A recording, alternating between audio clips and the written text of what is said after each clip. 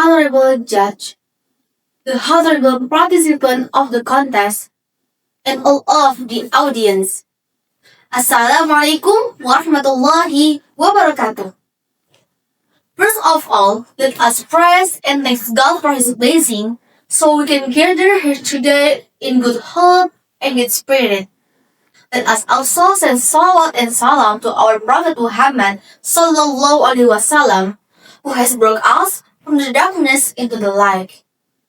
Ladies and gentlemen, on this occasion, I would like to share a little about the history of the Sundenese land. But first, let me introduce myself. I'm Khairani Azmi Subagja from Mutiara Hikmah Islamic Senior High School, Taman Selatan, Bekasi. The honorable audience. The word Sunda comes from script and means bright, clean, and pure.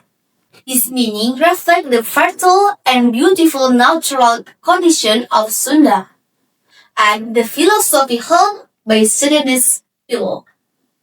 The Sundenese land, also known as the land of Pasundan, are located in the western part of Java Island, Indonesia.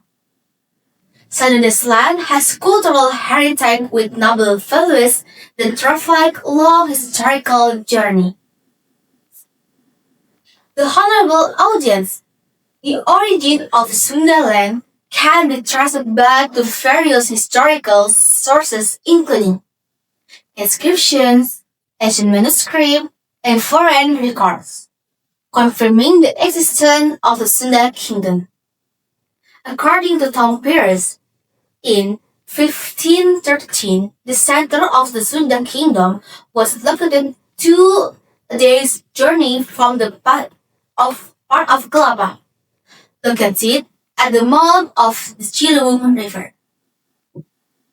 Ladies and gentlemen, experts first discovered the word Sunda on the 10th century CE Kebun II inscription in Bogor, written in Old Malay and using the Lat Palawa script. The name Sunda is also found on batu tulis inscription in Sukabumi. Both inscriptions list the names of Sundanese kings and territories under their control.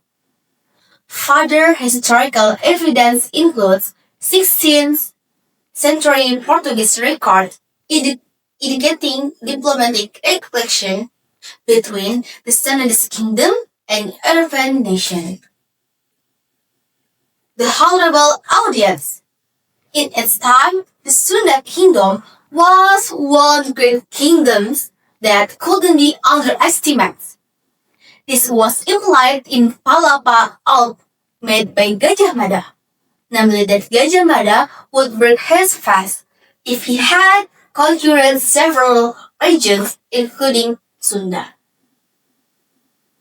Ladies and gentlemen, among the kings recorded in Sundanese history, one most famous, King Siliwangi, a wise king who led the Sundanese kingdom to its peak of glory of Pakuan Pajajaran. He is considered the unifier of the Sundanese kingdom and established the Pasundan region as one of the most important centers of civilization in Java. The honorable audience, as I convey this speech, I hope what I convey can be useful, and in closing, I do not forget to remind us all about the noble values that the Sundanese people always hold firmly, namely, dan asil asah si asih sil asuh. Let's educate each other, love each other, and take care of each other. Thank you for your attention. Wassalamualaikum warahmatullahi wabarakatuh.